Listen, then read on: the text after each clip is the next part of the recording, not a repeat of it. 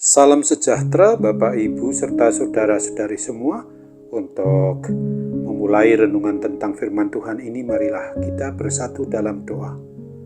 Tuhan Allah Bapa di surga yang memenuhi hati, akal, dan pikiran kami umat manusia, berfirmanlah kepada kami sebab kami bersedia untuk mendengar.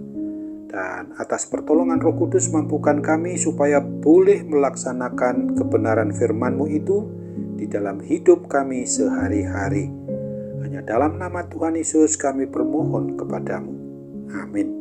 Sebagai nas renungan firman Tuhan pada hari ini diambil dari Yesaya 35 ayat 8 yang berbunyi, "Di situ akan ada jalan raya yang akan disebutkan jalan kudus. Orang yang tidak tahir tidak akan melintasinya, dan orang-orang pandir tidak akan mengembara di atasnya." Sebagai tema yang diangkat dari nas renungan kita adalah sedikit orang yang menempuh jalan kudus Tuhan. Suatu jalan Tuhan yang disebut pula dengan jalan kudus, jalan suci, atau jalan yang menuju kepada keselamatan, kepada kehidupan yang kekal. Akan tetapi sayang sekali bahwa tidak semua orang mau menempuh jalan itu, terlebih-lebih mereka yang disebut orang yang tidak tahir dan orang pandir. Orang yang tidak tahir artinya orang yang berdosa atau orang yang hidup dalam kecemaran, sedangkan orang pandir disebut pula orang bodoh atau bebal, orang yang hidup menurut kehendak, menurut keinginannya, dagingnya sendiri, dan sulit untuk menerima teguran. Mereka tidak mau menempuh jalan Tuhan karena mereka berpikir bahwa jalan Tuhan itu penuh dengan aturan, tidak boleh ini, tidak boleh itu, tidak bebas, menyakitkan daging, ada harga yang harus dibayar, sebagaimana firman Tuhan Yesus Kristus yang dituliskan pada Injil Matius 16 ayat 24 ini. "Setiap orang yang mau mengikut aku, ia harus menyangkal dirinya, memikul salibnya, dan mengikut aku." Tentu saja berbeda jika mereka menempuh jalan sendiri, bebas dan leluasa, memuaskan hasrat dan keinginan dagingnya. Mereka lupa bahwa sebagaimana dikatakan dalam Galatia 6 ayat 8, firman Tuhan yang dituliskan pada surat kepada jemaat Galatia ini menegaskan, "Barang siapa menabur dalam dagingnya, ia akan menuai kebinasaan dari dagingnya, tetapi barang siapa menabur dalam roh, ia akan menuai hidup yang kekal dari roh itu."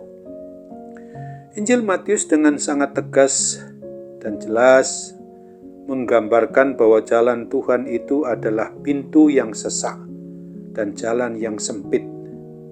Sebagaimana ditegaskan dalam Matius 7 ayat 13 sampai 14 ini, "Masuklah melalui pintu yang sesak itu, karena lebarlah pintu dan luaslah jalan yang menuju kepada kebinasaan, dan banyak orang yang masuk melaluinya. Karena sesaklah pintu dan sempitlah jalan yang menuju kepada kehidupan, dan sedikit orang yang mendapatinya."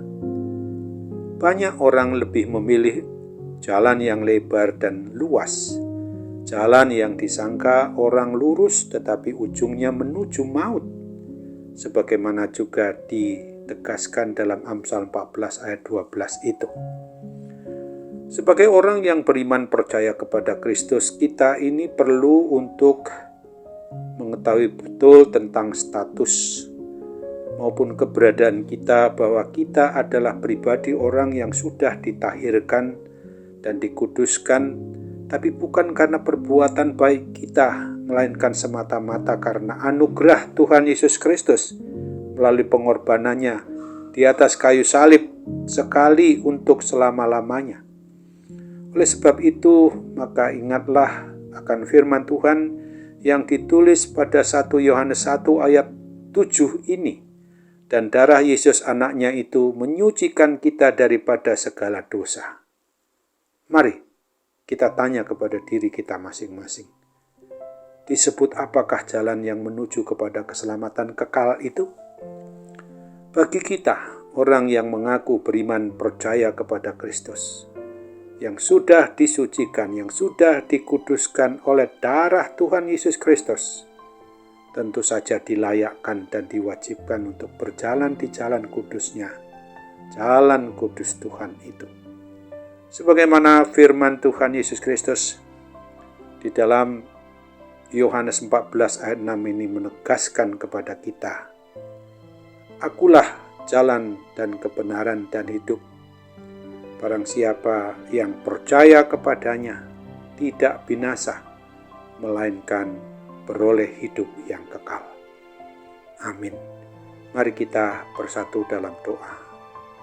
Tuhan, kembali kami mau bersyukur, berterima kasih atas kebenaran firman-Mu yang boleh kami renungkan, boleh kami dengarkan, boleh kami berharap kepada pertolongan Roh Kudus untuk melakukannya dalam hidup kami, kapan dan dimanapun kami berada, di dalam setiap harinya, supaya sungguh-sungguh kami merasakan tidak menjadi bagian yang sedikit orang yang tidak mau menempuh jalan kudus Tuhan itu, yang sesuai dengan apa yang dikehendaki oleh Tuhan Yesus Kristus sendiri. Apa yang dikehendaki yang sesuai dengan kebenaran firman-Mu, apa yang dikehendaki oleh Tuhan Yesus dalam hidup bersama dengan Tuhan Yesus Kristus saja. Bapa yang Maha Baik, kami juga mau berdoa bagi setiap diri kami sebagai anggota keluarga, status maupun kedudukan yang bagaimanapun juga yang kami alami sekarang, harus senantiasa kami sadari bergantung penuh kepada jalan kudus, jalan kebenaran, jalan yang memang hidup bersama dengan Tuhan Yesus, supaya kami menuju kepada suatu kehidupan yang Tuhan telah sediakan, yaitu kehidupan yang tidak akan pernah ada kematian lagi di surga, dan pasti dapat kami alami ketika kami terus mengandalkan pertolongan Roh Kudus untuk melakukan kebenaran firman-Mu dalam hidup kami sehari-hari. Sambutlah doa kami dan sempurnakan Bapa, kami bermohon dalam sembah sujud kami kepadamu melalui dan di dalam Yesus Kristus. Amin.